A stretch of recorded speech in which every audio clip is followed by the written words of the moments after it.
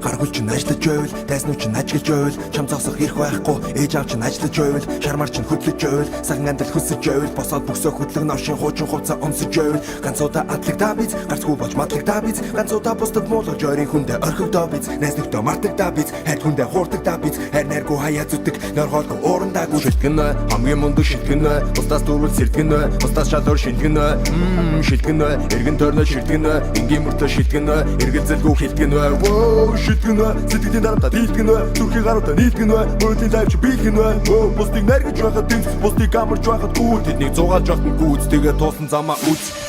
Өнөөдөр чи ялхаж болно, ирээдүй чи бензин суун, өнөөдөр чи бол шиг ажил, ирээдүй чи эзэн суун.